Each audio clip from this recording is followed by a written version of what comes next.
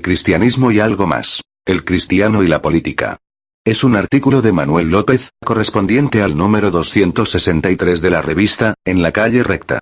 Cuando tenía 18 años, militaba en organizaciones políticas y ecologistas que intentaban cambiar el mundo para mejor, o así lo creíamos.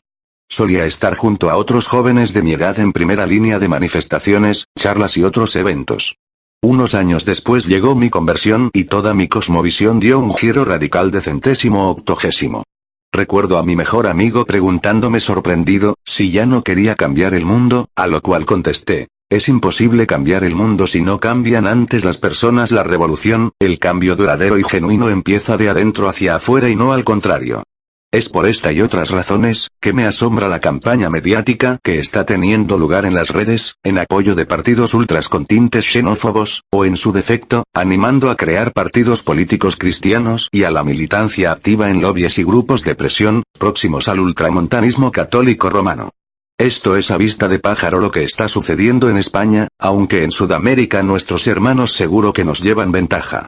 Pasados ya algunos años desde mi conversión, contemplo atónito y con sorpresa cómo el movimiento evangélico espera transformar la sociedad sin que los corazones hayan sido transformados previamente por la obra del Espíritu de Dios. Estoy totalmente convencido de que la ley y las leyes son impotentes para cambiar el corazón del hombre, ni lo hacen las reformas sociales, ni los sistemas políticos o filosóficos. Ya se ha intentado en diferentes momentos durante la historia y ha fracasado. Lo volverán a intentar de nuevo y repetirán los mismos errores al querer instaurar el reino de los cielos, aquí y ahora. Haríamos bien en recordar que Dios no ha abdicado, ni ha mermado su poder, sigue gobernándolo todo y nada ni nadie puede impedir que lleve a cabo su voluntad. Él quita y pone reyes. Daniel 2:21. Quizás no estemos satisfechos con su gobierno y nos unamos inconscientemente a la petición de los ancianos de Israel al viejo profeta Samuel. Constitúyenos ahora un rey que nos juzgue, como tienen todas las naciones. 1 Samuel 8:5. Cristianismo y algo más. El profesor y escritor C.S. Lewis, en su libro Cartas del Diablo a su sobrino, que originalmente fueron mensajes radiados por la BBC, en plena Segunda Guerra Mundial, anima así a su neófito y diabólico sobrino, recién salido del seminario luciferino. El verdadero inconveniente del grupo en el que vive tu paciente es que es meramente cristiano. Todos tienen intereses individuales, claro, pero su lazo de unión sigue siendo el mero cristianismo. Lo que nos conviene, si es que los hombres se hacen cristianos, es mantenerles en el estado de ánimo que yo llamo el cristianismo y... ya sabes, el cristianismo y la crisis, el cristianismo y la nueva psicología, el cristianismo y el nuevo orden, el cristianismo y la fe curadora, el cristianismo y la investigación psíquica, el cristianismo y el vegetarianismo, el cristianismo y la reforma ortográfica. Si han de ser cristianos, al menos que sean cristianos con una diferencia. Sustituir la fe por alguna moda de tonalidad cristiana. Trabajar sobre su horror a lo mismo de siempre. Me gustaría citar un extracto de un artículo de Otto Sánchez, pastor de la Iglesia Bautista Ozama, República Dominicana. Los evangélicos en el mundo de la política, principalmente en el siglo XX, van desde la ultraderecha recalcitrante de algunos sectores del Bible Belt del sur norteamericano, los escándalos de corrupción, misticismo y crueldad en África y Asia, el liberalismo europeo, hasta la suma de todo lo anterior en Latinoamérica, lo cual deja un balance no muy positivo. Sin embargo, por todo esto no debemos dejar de dar respuestas a los males de la cultura desde una cosmovisión cristiana. Wilberforce y de Clapham Sect en Inglaterra, o Abraham Kuyper en Holanda son buenos precedentes de lo que podemos hacer como evangélicos y tener buenos resultados. Debemos apoyar a creyentes piadosos, preparados y llamados por Dios al ruedo político para glorificar su nombre en estas delicadas funciones y salir bien en esa arena movediza de la política, tal como lo hicieron José, Daniel o Esther. El cristiano y la política y coalición por el evangelio. El reino de Dios en la tierra. Bueno, nadie niega que haya habido, hay y habrá cristianos que a nivel individual tengan una vocación de servicio público a través de la carrera política, pero lo que deberíamos sopesar como iglesias y organizaciones, es el coste que conlleva alinearnos colectivamente con programas, personas y partidos que bien pueden ensuciar el buen nombre de la causa del Evangelio. Sería largo citar aquí los más variopintos personajes políticos que buscaron y consiguieron el apoyo de la Iglesia, denominándose incluso ellos mismos como cristianos nacidos de nuevo, para después ser acusados de abuso de poder, corrupción, inmoralidad sexual, enriquecimiento ilícito, represión de minorías, etc. No sé si algún lector compartirá mi preocupación al ver a la Iglesia actual inclinándose sin complejos políticamente, involucrada en diferentes campañas y descuidando a mi entender lo más importante, la predicación del Evangelio. Muchos sueñan con establecer el reino de Dios en la tierra, sin entender que la utopía cristiana tendrá lugar sola y únicamente con el advenimiento de los nuevos cielos y la nueva tierra donde mora la justicia. A 21. Toda reforma genuina comienza por la Iglesia. En palabras del teólogo y escritor, José de Segovia, el movimiento evangélico no viene de las campañas moralistas que buscaban promover la decencia y las buenas costumbres.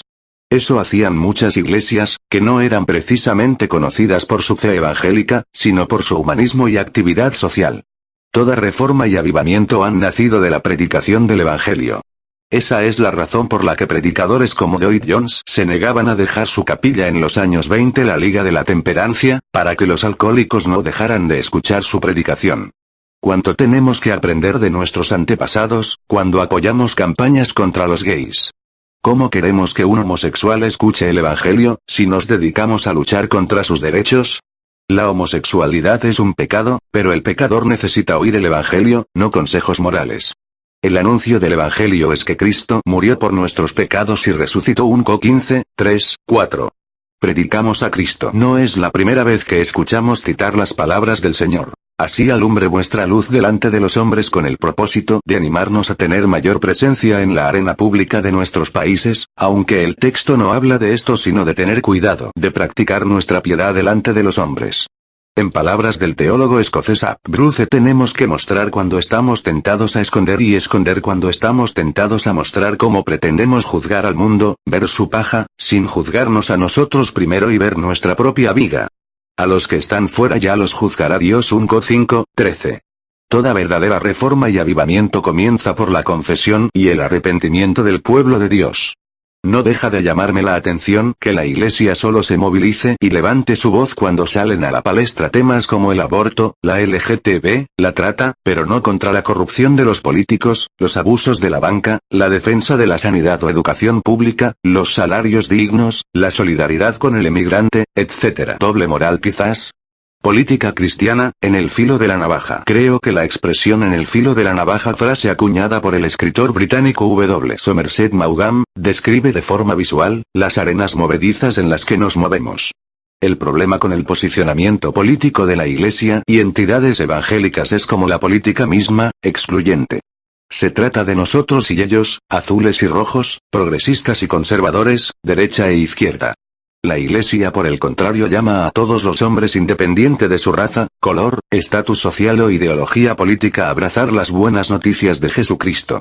En palabras del apóstol Pablo, me he hecho a los judíos como judío, para ganar a los judíos. A los que están sujetos a la ley, aunque yo no esté sujeto a la ley, como sujeto a la ley, para ganar a los que están sujetos a la ley. A los que están sin ley, como si yo estuviera sin ley, no estando yo sin ley de Dios, sino bajo la ley de Cristo, para ganar a los que están sin ley. Me he hecho débil a los débiles, para ganar a los débiles. A todos me he hecho de todo, para que de todos modos salve a algunos. 1 9, 19, 22. ¿Cómo podremos alcanzar a aquellos que consideramos y nos consideran rivales políticos? ¿Cómo podremos ganar a todos si solo nos identificamos con algunos?